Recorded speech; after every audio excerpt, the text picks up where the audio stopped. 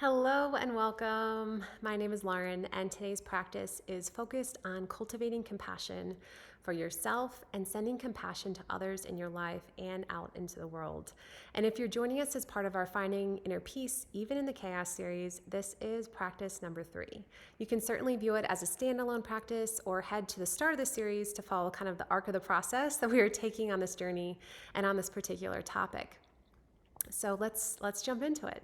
Today we're coming at the idea of finding inner peace amidst the chaos, kind of from another angle than we've kind of done to date. The first day we really focused on the mind, and we did a cognitive practice that really helped you kind of look at where your influence was and how we could let go of some external thoughts that might not be serving. And then yesterday in practice 2, we really focused on creating physiological shifts in the body by grounding in nature. And then today we're really going to be talking about compassion and using kind of a thought and visualization based practice that I'm going to share with you guys that has some really fascinating insights, not only on the effect that compassion practice can have in your life, but also at a collective level. And this is where we're really going to get into some cutting edge research that is bridging intentions, thoughts, and quantum physics. So we'll get to that in a minute.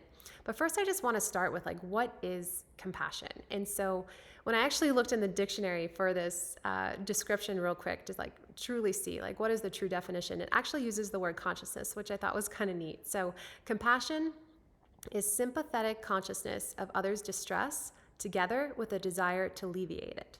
Right? So this is kind of the idea. There's 2 parts to it, is that, we'll talk about entanglement a little bit later, but we're all connected. And so we can feel the distress of others, right? We are energetic beings, and we can absolutely perceive not only those in close proximity, but even as we hear news and events and things in the world, some of us kind of have more empathetic nature than others. And we can really truly feel those events, and we can feel the emotional state ourselves. And so there's 2 parts in that we can feel the emotional experience, but then we also have this just innate desire to help others, right? It's kind of this human aspect within inside all of us to really this desire to kind of alleviate it within others. So there's kind of 2 parts to compassion. And we all know that struggle is kind of an innate part of the human experience, but we also have a knowing that suffering is something that we can learn to transcend. And so that's kind of where those 2 components really come in.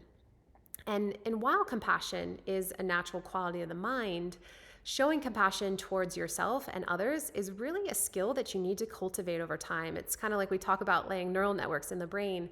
You need to do the same thing with compassion. The more you visit the practice, the more results you'll see within your life and the more impact you can have on others' lives, just by how you're showing up and even kind of the intentions that the energetic, force that you are sharing out within the world. And while this practice that I'm going to be sharing today is really considered kind of a classic mindfulness practice, I think I was led to share it just due to all the events that are happening in the world. And from what I've understood, as things kind of even continue to accelerate into the fall, there can really be this sense of helplessness, that we feel as all these various events and different things are not only happening in our lives, but are also happening in the world. And so while processing your emotions and taking actions, if you're so called, as we really talked about in video 1, is always going to kind of be on top of the list. When you're just still having this sense of really wanting to just do something and help others, and you're really kind of in that place of trying to kind of process all the emotions, this can be a really wonderful tool for you to have. Really to just sit with what is going on with inside of you and the emotional experience, and just really almost create a container around it for you to be able to process. And so first I want to talk a little bit about the kind of classic compassion or loving kindness practice that there's actually a lot of research behind. And then I'm going to kind of get into a little bit more of the cutting edge work that you may not have heard about yet. That's really about how we can direct our thoughts and intentions to actually create shifts in outcomes for groups, of people we've never even met.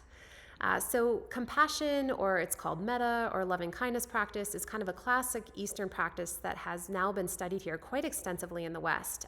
There's the Center for Compassion and Altruism Research, I believe is the full title, at Stanford. And so they've done a lot of work. And what they've really found with kind of all these compassion studies and mindfulness practices that they've done is that compassion can really help people to overcome prejudice. It can help them kind of facilitate a greater connection with others and just an empathy with others, which, I mean, gosh, at a societal level, just imagine, like if everyone practiced this, how many shifts that we would see. And the core of compassion practice really involves focusing first kind of on a loved one and wishing for that person to kind of be relieved of like pain and sorrow, but then like extending that out to like even to strangers or even adversaries or even just the entire world, which we'll kind of see within the practice. And you know, one of the interesting things about this research and the research I'm going to share with you in a little bit is not only does this have, you know, kind of an impact in how we can show up in society and daily life, but it's also showed really significant effects on the individual. So it's like as you are showing compassion for others, you are also like receiving benefits yourself just from getting into that heart-based kind of meditative or mindfulness state as you're kind of sharing these well wishes. And there's even a more like advanced practice, I won't get in here today, that's called Tonglen Meditation. And it involves visualization of like sharing happiness, cultivating the sense of happiness and joy within your heart to take away or just like relieve the unhappiness or suffering of others. And then it's like dissolved through kind of this visualization practice of where you imagine this like white orb like around your heart. And that's actually been studied too. And it's a kind of another Eastern practice that has some really interesting insights behind it. And so just to give you guys a little bit of a sense of, you know, some of the impacts they can have through the Institute at Stanford and in conjunction with the Dalai Lama and his group as well, they've done a lot of studies over the last couple of years. And some of the things that they've shown just kind of doing cohort studies or, you know, side-by-side, you know, controlled studies is that those who have done kind of the compassion or loving kindness meditation really experience less distress than those who have not, you know, kind of by the end of these 6 to 8 week studies, which is kind of the typical time frame that these studies run. It showed also a lot of health impacts, like a decrease in inflammation comparative within each groups. And it also saw a lot of different changes within the brain as well. So there is definitely physiological benefits that come from this practice just in the individual that is, you know, kind of just going through this process of sending compassion to others. And then obviously beyond that is like the effects that go beyond the individual as well. And that's really what has surprised researchers when they went into this, is just to see how deeply it impacts the individual. And then the other kind of research that I hinted at in the beginning that I just think is super fascinating, it's just kind of this like mind-blowing kind of research paradigm that's really just starting to take off. And I think in the next years and decades, we'll just start to be hearing more and more about this. But there are actually some studies that have been done to show that societally, specifically when groups come together, so actually like kind of the magic number seems to be 8 people coming together, but there's also been effects shown at like lower sizes, that when they come together with compassion and intention, they can support others and even shift outcomes. So the leader of this work and kind of the most like well-known person in this space is Lynn Metagert, and she has a book called The Intention Experiment. So I'll drop the link in the notes, but you can also just kind of look for her and look up her work if you're really interested in this as I'm kind of talking about it. But she's done a number of kind of highly controlled studies, you know, with researchers across the country. I believe like University of Arizona, I think some at University of California, and even at Princeton and Penn State. And what they've found through these intention experiments is they take groups of people, they kind of hold a specific thought or intention for others, and they've shown that collective thoughts can create subtle property changes like in plants. It can help seeds grow faster. It can actually purify water. And some of the just even more kind of like just like difficult ones to wrap your mind around that are just really cool is that they have sent intentions and thoughts to war-torn areas and like seen effects. And they've even looked at did a really interesting kind of controlled study on healing a patient with severe PTSD. And so what kind of happens here is that this like powerful group intention, you know, where the participants really experience like this profound state of oneness within themselves, but then they reflect that out to the other, and then that's reflected back to them. So it's this really interesting kind of like feedback loop. And if, you know, like for me, who's someone who has like deeply studied quantum physics, when I first heard about this, I was like, oh, like I get it, like because of X, Y, and Z. You know, I'm always looking at different ways we can take quantum physics and apply it into our lives. And so it really makes complete sense, right? It's this idea over the last decade or even just years, we've kind of solidified that, there's this interconnectedness that exists between all things. And we really do have the ability to direct energy with our consciousness. And so if you kind of think about it, like from a quantum physics perspective, it's the interconnection of atoms, right? It's kind of called entanglement. You guys are probably familiar with that concept. And what scientists have really found is that there is entanglement in our bodies between stars in the 0 point field. There's this just like energized space between all things. So what I'm kind of like getting at here with this, and by sharing these insights, is that a compassion practice can be a wonderful tool for you, to certainly use on a daily basis, but it can also be a tool to help process difficult situations and challenges that are happening in the world. And now we're learning can actually create impact. So it just kind of gives you this other tool to have that, like I said, has profound benefits for you as you're just dealing and processing. And that in itself is going to change how you show up around others and in society, right? It's going to create ripple effects.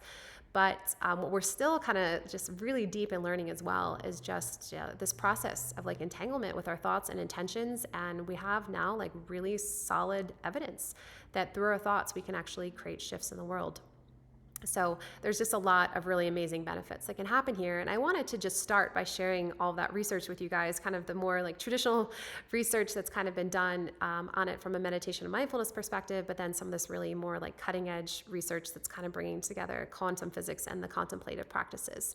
So I hope you really find that interesting. And if you want to dig into any of that stuff more, I will definitely share some of the links in the video comment area.